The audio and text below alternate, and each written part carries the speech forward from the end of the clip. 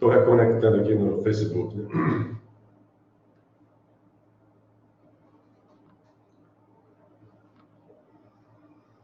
E, Plínio, desculpa, Plínio, olha, cara. Ô, Newton, o que o Plínio está...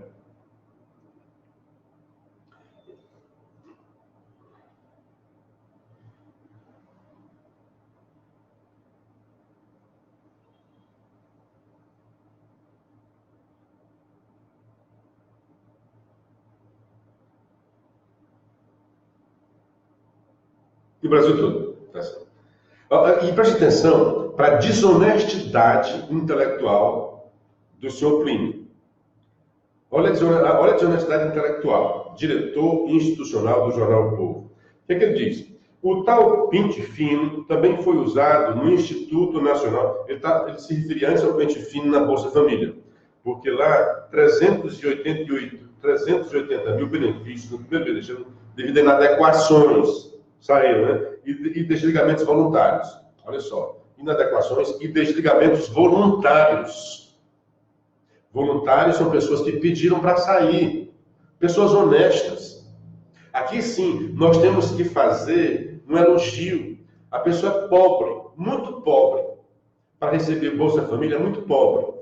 Então, ela chega um momento que ela cresceu, evoluiu na vida de muito pobre, tornou-se apenas pobre, e diz, eu não estou precisando mais do benefício Bolsa Família. Ou então porque ele era irregular, né? Pode ser também isso daí. Ou por honestidade, né? Ou porque por ser irregular, e antes de ser flagrado, ele disse, olha, eu não preciso mais do Bolsa Família. Então está entre os voluntários. O Plínio passa en passant sobre os voluntários. As pessoas que pediram para sair, que está entre os 381. Então ele diz que o programa atende muito pobres, com renda máxima de até 178 pessoas da família. Ou seja, qualquer centavo a mais pode tornar o recebimento inadequado. Não é bem assim. E outra, quem criou esse critério foram os governos que você apoiou, Plínio. Lula e Dilma. O critério de quanto? Aquele valor. Passou daquele valor, não recebe mais. E que eu acho que ele botaram esse valor pequenininho só para sair das estatísticas, não para tirar ninguém da pobreza, para tirar da estatística. Vamos lá. Ele diz, também foi usado no Instituto Nacional do INSS para revisão de benefícios. Olha só, revisão de benefícios. Está correto, está dizendo, mas o que ele diz? Para dificultar ao trabalhador o acesso a eles. Espera aí. Se é revisão, o cara já teve o acesso. Olha a desonestidade intelectual. Vai fazer uma revisão para dificultar o acesso. Olha, só se faz revisão a quem já teve o acesso. Ok? Diz ele, no embalo, isso que eu digo, a desonestidade intelectual, que eu não acho que ele seja incapaz. Ele é inteligente, ele é capaz disso. Agora, isso aqui são aqueles velhos sofismas, né, e maneirismos desonestos quando se escreve. Diz ele, no embalo, a medida provisória fez uma espécie de mini-reforma da Previdência, endurecendo regras para o recebimento da aposentadoria rural, auxílio reclusão e auxílio maternidade. Não botou moral, moralizou. Diferentemente das normas de trânsito, né, onde se foi afrouxado aqui, foram arrochadas. Norma de trânsito tem dinheiro público, né? Mas a pergunta é, por que se passa pente fino nos direitos dos pobres e não se usa o mesmo critério para os ricos? Por que não se faz auditoria na dívida pública brasileira? E lá vem, de novo, lenga-lenga na dívida pública brasileira. Porque então, antes, Plínio, agora eu vou fazer como tu. Porque que antes de pensar na auditoria da dívida pública, não se faz uma cobrança mais eficaz dos grandes devedores da Previdência, entre os quais se inclui o seu jornal O Povo, que pesa da Previdência, numa conta que todos nós somos chamados a pagar. Aí ele vem lá dizendo que uma mulher, cita uma mulher, né, que fez auditoria, ela acha que é fraudulenta, ilegal e inconstitucional nas contas. Em entrevista ao jornal Comércio, ela afirma que pelo menos 1,2 trilhão, está onde isso, né, da dívida pública pode ser classificada como fraude. Será mesmo? Onde é que está isso daí? Por que ela não aponta isso daí, né? Pois bem, aí ele faz esse salto que eu estou dizendo que essa é a desonesta intelectual dele, aí ele vai dizer que endureceu a entrada. E quando você faz de auditoria da dívida pública, não é mais de entrada, é do que já estava lá. Então, uma hora ele fala do que já está lá, outra hora daquilo que vai ter acesso. Isso se chama desonestidade intelectual, porque acho que do mais ele entende. Pois não, Nilton?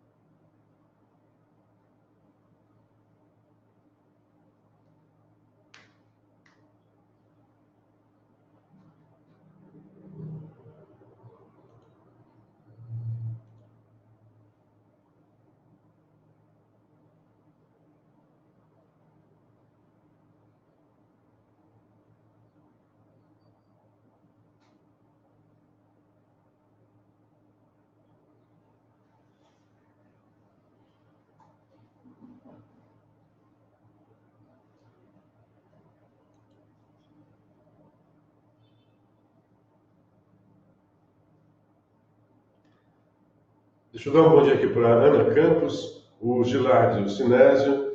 Bom dia, Luciano, a todos que fazem o programa, aos ouvintes. O som da conexão está ótimo, é só que hoje nós estamos ainda com conexão. E o Carlos Henrique Catunda, um bom dia para todos vocês aqui. Esse aqui foram que nos alcançaram no WhatsApp. Pois é, fica com esse lenga-lenga. Nós temos tanta...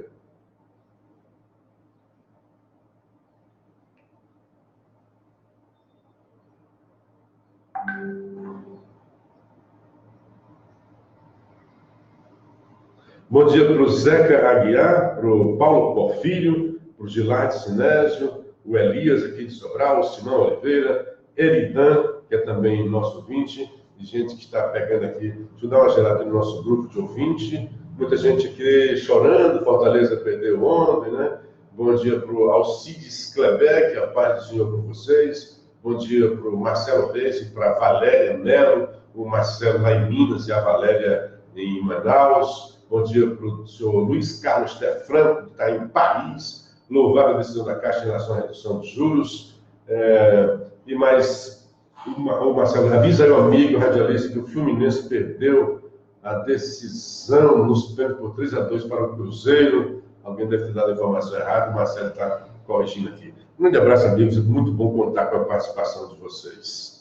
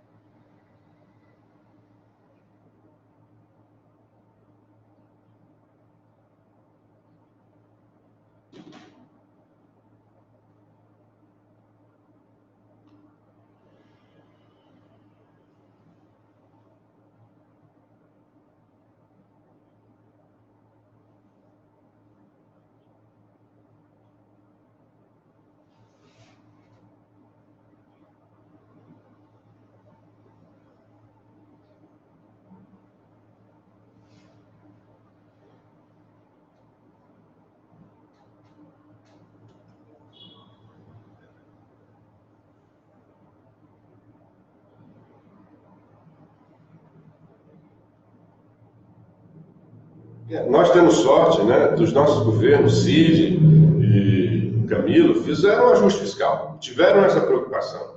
Mas você vê aqui, o nosso vizinho, o Rio Grande do Norte, está um descalabro total. Rio de Janeiro, Rio Grande do Sul, Minas também um pouco, né? Tem estado aí que está num estado calamitoso. Bom dia para o Ronaldo Regis Holanda. O Wagner Viana está dizendo, como é característica desse pessoal da esquerda, Plínio Bortolotti distorce as informações com o objetivo único de desconstruir o governo Bolsonaro. Ele é um exemplo vivo de que os desgovernos do PT conseguiu êxito em instalar sua ideologia marxista nas escolas e no meio acadêmico. Bom, verdade que o Plínio já era marxista e esquerdista muito antes desses governos assumirem o poder. Bom dia para Valônia Campos é um intelectual, primo, né? Então ele não foi levado por isso daí, não. Ele não foi doutrinado para isso, não. Alguns podem ter sido, mas ele não. E até um certo crítico, ele faz crítica também para a esquerda, vou deixar isso claro, mas aqui ele foi infeliz nessa contraposição. Valônia Campos assistindo um programa ligado através do aplicativo, Rádio Net, se não me engano, né? Fran Fernandes mandando um bom dia para nós, a Verinela Costa, que acabou de entrar, assim como a Luísa Helena e o Wanderlei Oliveira. No início eu achava que era Vanderlei, mas é um U mesmo, né? O Wanderlei. Bom dia para a Valônia, para o João Ferreira, sobrinho, e para a Maria do Carmo. Outra questão, hoje tem muita coisa para tratar. Ontem foi a votação do orçamento impositivo. Em tese, nosso querido Vicente desceu aí a lenha no Congresso, mas em tese, eu até concordo, certo, com esse negócio do orçamento impositivo, porque essas emendas de faz de conta era muito estranho, porque viravam um mercado entre o Planalto, entre o governo federal e o Congresso. Então, os deputados apresentavam suas emendas, algumas eram aproveitadas e outras não. Quais eram as aproveitadas? Aquelas de origem de parlamentar que votava contra o governo, geralmente. Então, funcionava como uma moeda de troca no mercado de votos no Congresso. Aqui, um outro legado importante, sempre que tem uma coisa importante, a gente fala, quando dá para criticar, a gente critica também. Cid Gomes estabeleceu isso na Assembleia Legislativa.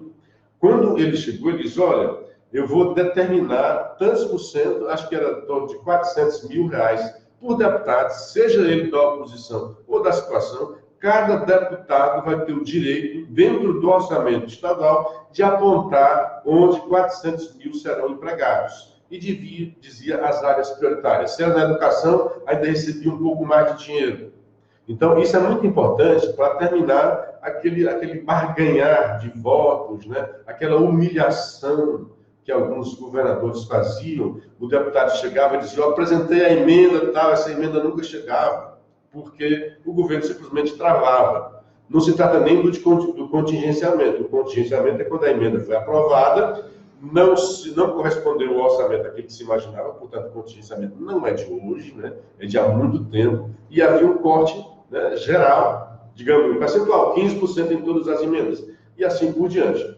A partir de Dilma, quando da presidência do Eduardo Cunha, que hoje está preso em Curitiba e se mudando para o Rio de Janeiro, ele, até assim, contra Dilma, ele aprovou essa medida impositiva, emendas impositivas. Aquilo que fosse aprovado, porque o governo federal envia o seu projeto, o seu orçamento lá para o Congresso. E lá uma medida das duas casas, por isso é chamada Comissão Mista do Orçamento, vai verificar onde é que ele pode. Então, é como que se o Congresso partilhasse da administração do Brasil como um todo. Então, o governo federal determina nas suas áreas do orçamento dinheiro para lá, para lá, etc. E tal. E o deputado federal, que está lá, o senador, diz, olha, eles estão mais perto das demandas do povo. É necessária esta obra lá na cidade tal, no estado tal. Então, isso até é bom, é benéfico, é saudável, isso daí. Então, as emendas parlamentares já tinham sido aprovadas como impositivas, só que não havia ainda feito a alteração na Constituição. E as emendas de bancada, que são aquelas emendas coletivas, elas não eram até então impositivas, passarão a ser a partir de agora. Então, qualquer emenda, seja de iniciativa individual, parlamentar, ou de bancada coletiva, se aprovadas no Congresso dentro do orçamento, isto é, se tiver dinheiro previsto para aquilo ali, elas terão que ser executadas. Não dependerão mais do humor, né, ou da amizade, ou da habilidade que o deputado tenha lá dentro do Planalto. Então, isso é interessante. Agora, ela ingessa sozinha, nesse orçamento que já está altamente engessado, isto é, todo o dinheiro é carimbado, então a margem discricionária, aquele dinheiro que o governo diz, olha, eu vou inovar com isso, aquilo, outro, é muito pequena.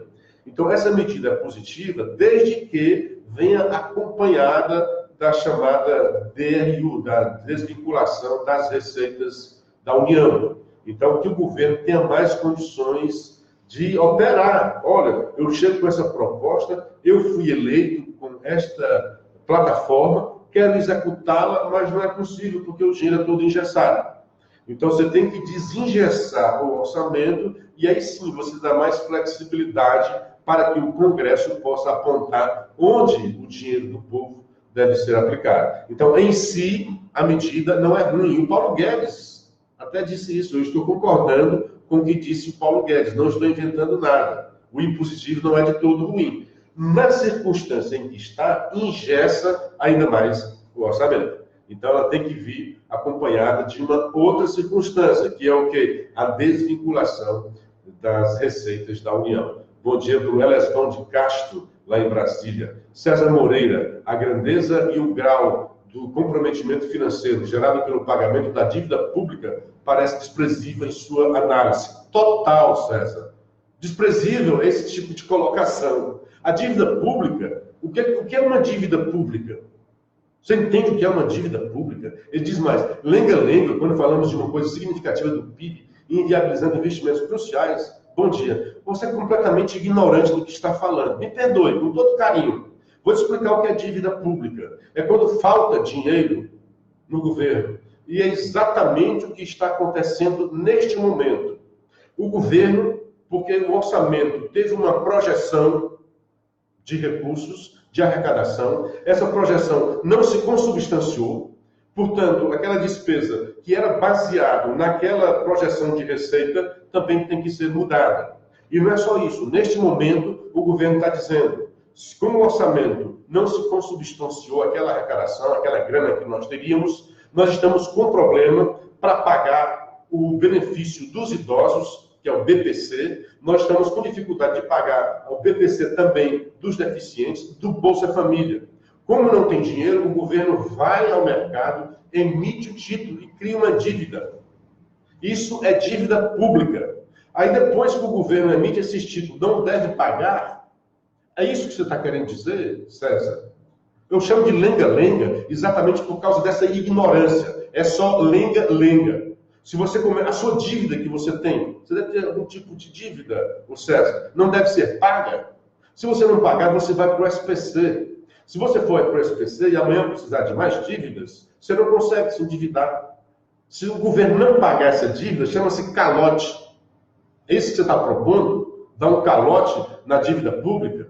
O Brasil para, o Brasil quebra. O Brasil perde a confiança do mercado internacional, de investimentos que vêm de fora. Isso é crucial.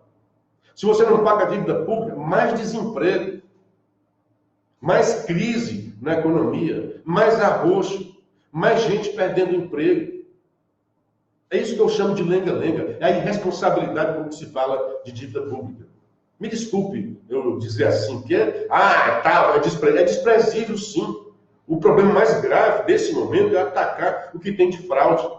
Tem fraude na dívida pública. Como assim fraude na dívida pública? O que ele diz assim, questões técnicas. Esse dinheiro que é superávit, em vez de ir para investimento, está indo para pagar dívida. É claro, foi dívida que nós fizemos. Você acha que não se deve fazer pagamento de dívida? Não se deve pagar dívida? Eu concordo que deve ter auditoria. Oxe, se houvesse auditoria nas minhas dívidas. Hoje, graças a Deus, eu sou um cidadão sem dívidas. Graças ao meu bom pai, né? E também ao planejamento que a gente faz, né? Se baseando nisso daí. Mas eu já fui um cidadão cheio de dívidas. Quem dera se houvesse uma auditoria nas minhas dívidas e eu não precisasse pagar. Mas não, paguei, sofri para pagar. E hoje eu sou um cidadão cujo nome não está mais no SPC. Eu sou um cidadão que tem crédito. Quando eu precisava, os bancos não estavam nem aí para eu pedir os caras. Hoje os caras vivem me ligando, oferecendo dinheiro. Eu digo, não, hoje eu não estou precisando. Mas é isso, meu querido César Moreira. Me perdoe, eu estou dizendo isso não é por você, não. É porque apenas você vocalizou que muita gente fala sem saber o que está falando sobre o que é dívida pública. Como foi desonesto aqui o Clínica está dizendo essa bobagem. E outra coisa, não quer dizer, se eu posso fazer uma auditoria na dívida pública. Posso sim. Aliás, foram vários governos que fizeram dívida pública. Inclusive, esses que passaram 16 anos recentemente.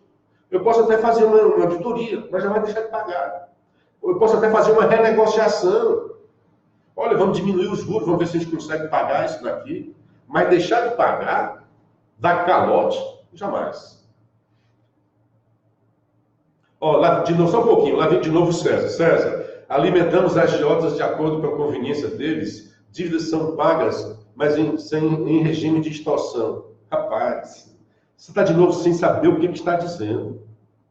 Quem diz o valor é o mercado. De novo, neste momento, o governo Bolsonaro, assim como vários outros governos fizeram, está pedindo autorização ao Congresso para emitir títulos.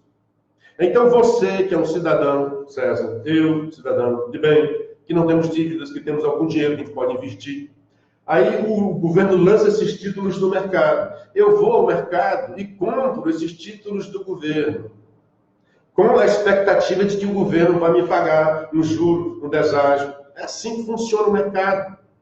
Você quer que... mas agiotas, como agiotas? Como agiotas? A não ser que você ache assim, olha, o cartão de crédito é uma agiotagem. Então, para que você vai atrás do cartão de crédito? Então, você concorda com a agiotagem? Os bancos financeiros, o spread é muito alto. Eu concordo que o spread é muito alto. Falta competitividade no mercado financeiro brasileiro. Só 5, se não me engano, 5 grandes bancos estão no Brasil hoje, né? É fácil dizer, Banco do Brasil, Caixa Econômica, Bradesco, Santander e Itaú. Então, os governos anteriores fizeram isso. Apenas 5 bancos operam, 5 grandes bancos operam no Brasil. Aí isso sim facilita o aumento do spread, facilita a agiotagem. Concordo, o governo pode ter alguma coisa nisso daí. Mas quando o governo emite estes títulos, emite pelo juro que está no mercado. Quanto é que, senão ele não consegue o dinheiro. Quem dita o juro é também o mercado. Deixar de pagar, simplesmente chamar de agiotagem. Imagina se eu chegasse com as minhas dívidas, eu estava, como eu estive lá, ficava, puxa, mas é muito juro. Aí eu dissesse, não, é agiotagem, é extorsão, eu não vou pagar. Não, amigo, eu sofri, suei, chorei, tive noites insônias para pagar essa dívida. Paguei. Eu não podia ficar com um discurso, isso é agiotagem, isso é extorsão. Não, paguei. Graças a Deus. Não digo isso com soberba, não. Eu digo isso que a gente tem que pagar as dívidas. Porque no momento de precisão que a gente teve, eu tive lá. Não fui de uma vez para a agiota. Graças a Deus. Graças a Deus. Bom dia para a Karina Menezes. Amo os seus comentários. Obrigado, Karina. Amo os seus comentários também.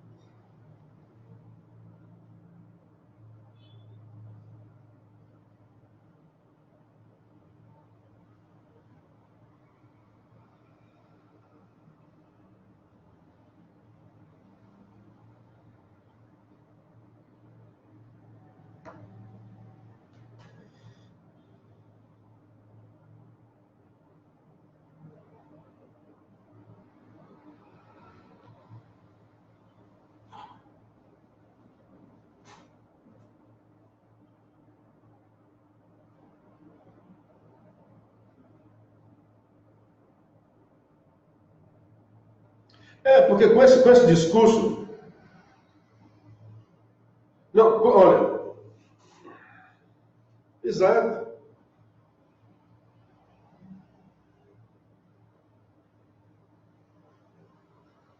Pois é, eu queria ver... eu queria ver o César, meu querido César. Eu gosto de você, César. Essa é a argumentação que eu faço, não é você não, porque muita gente tem esse tipo de pensamento. Você apenas vocaliza, né? Aqui, tem a coragem de fazer isso. Imagina você fosse o governo, César, e disse, eu não vou pagar essa dívida, nem vou emitir dívida, porque é uma extorsão, é uma agiotagem, está comprometendo o investimento. Aí, pegue esse seu discursozinho e diga lá para a pessoa que recebe Bolsa Família e diz, olha, este mês eu não vou te pagar, porque para te pagar, eu ia ter que entrar numa coisa que é uma agiotagem, numa coisa que é uma extorsão. Chega lá para o pobre né, para o pobre miserável que tem mais de 65 anos e diz que recebe um salário por mês e diz: este mês eu não vou te pagar, porque eu não vou cair na agiotagem, não vou emitir título. Diz lá para os deficientes físicos, né? Diz lá para o pessoal do Bolsa Família que não vai pagar. Então, foi levado a isso daí. Os governos não fazem dívida, se endividam porque querem, porque gostam de se endividar, porque gostam de pagar a agiotagem, César. E tem que ter um pouco mais de responsabilidade quando fala sobre essas coisas, porque senão é um discurso fácil, é um discurso irresponsável, muito fácil de ser feito. Talvez o mais difícil seja eu dizer o que estou dizendo aqui. Era muito fácil eu ficar bradando aqui igual a vocês. Vamos acabar com isso, essa agiotagem, esse mercado financeiro não presta, vamos dar um calote, é muito fácil. O discurso da irresponsabilidade é o discurso mais fácil, levando para o orçamento doméstico. É como o pai dissesse: eu não vou mais fazer isso, não vou mais pagar. Se ele for sozinho, ele paga com suas consequências. Mas se ele tiver uma família, os filhos seus vão pagar por essa inconsequência sua. Amanhã os filhos estão sem ter o que comer, sem ter que se alimentar, se alimentando mal, por causa de uma inconsequência sua. Assim como o governo deve olhar o Brasil. Bom dia para o nosso colega Jacomir Pastore. Bom dia, Luciano, Cleber. Você é referência na comunicação através das redes sociais. Obrigado, amigo. Bom dia para Karina Menezes, Charles Miller, o André Lima Ramos. Tem um textinho aqui. Procura a gente fazer texto 3, 4 linhas, né? Quer dizer, eu sou até surpreendido. Mas vamos lá. Eu sei que o país está vivendo uma grande crise na Previdência, mas cortar o salário mínimo de 2 milhões de aposentados, acredito que o governo tinha que partir para o plano B e não cortar o salário desses aposentados que dependem desse dinheiro. Sei que o roubo na Previdência é muito alto, mas estamos falando de um salário mínimo, enquanto milhares. Eu não entendi bem o que você está dizendo, mas eu vou tentar compreender. Correção: ponto depois de calote. Ah, cara, não dá para eu fazer essas correções de texto aqui não, tá? Ô André, o governo não está cortando. O governo não está cortando nada. Não estou entendendo de onde você tirou isso daqui, né? Mas se eu cortar o salário dos aposentados, não está. O governo está dizendo que sem dinheiro, ao contrário, o governo está se esforçando para pagar. Aquele salário que é previdenciário, aquilo ali não. Já está previsto e o governo nem poderia fazer, porque quebraria a chamada regra de ouro. Você não pode pedir dinheiro emprestado para pagar salário, não. Aqui, esse que é uma confusão. Como é pago pela Previdência, essa história do BPC, prestação, benefício da prestação continuada, não é previdenciário, tá? É assistencial igual o Bolsa Família. É para gente que é muito pobre e passou dos 65 anos. É um amparo que o governo dá. É uma questão social, não é previdenciária. Da mesma forma, para quem é deficiente e não tem recursos. Da mesma forma como é o Bolsa Família. Isso aqui não é previdência. O governo está atrás de dinheiro para pagar essas coisas de assistência social que são muito boas e cruciais para o Brasil, para quem é muito pobre. É um dinheiro, o Paulo Guedes começa a dizer, é um dinheiro na veia, que você dá direto para a pessoa, para quem está muito pobre. Então, para que esse dinheiro não se acabe, aliás, como o dinheiro para isso está se acabando, o governo está pedindo autorização para contrair um empréstimo, para não deixar de pagar. Não está deixando de pagar nada não, viu, André? Bom dia para Cíntia Kenia Ponte Souza, minha querida Cíntia, um grande abraço para você de Sobral. Bom dia para outra grande querida, Silvia Maria Pereira Leite, também para Lucinha Moraes. Amigos, 6h57, o tempo corte, outros problemas. Amanhã a gente fala sobre a violência.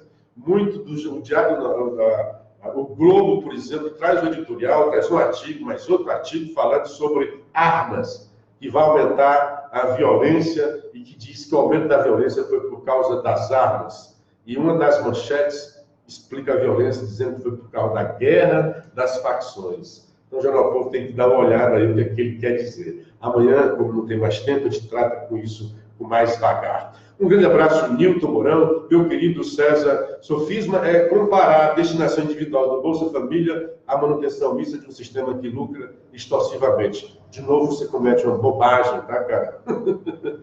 é sofismo por cima de sofismo. Tudo são metáforas. O Bolsa Família não se pagará se não tiver dinheiro. É simples assim. Simples. Não tem sofisma nisso, cara. Tem dinheiro ou não tem dinheiro. Tu vai comprar o pão. Tu compra se tiver dinheiro e não compra se não tiver. A não ser que o cara te faça fiado. E se fizer fiado, aí é uma dívida. E se tu não pagar isso, jamais ele vai te vender um pão fiado. Eu tenho que falar assim para o povo entender. Para alguns que insistem em não querer entender. Um bom dia, um grande abraço para todos os nossos ouvintes, para você, Nilton Mourão, para a nossa vasta legião de ouvintes da Rádio Assunção, e o apelo para que vocês ampliem a nossa voz, fazendo o compartilhamento do vídeo. Grande abraço, um dia bastante proveitoso e até amanhã, com a graça de Deus.